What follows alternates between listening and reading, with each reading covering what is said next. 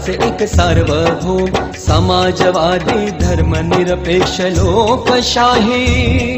गणराज्य घडवण्याचा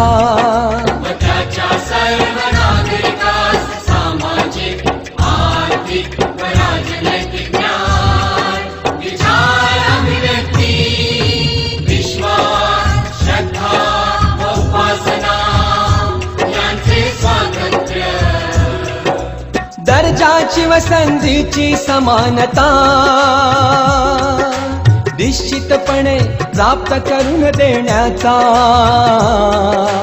आणि त्या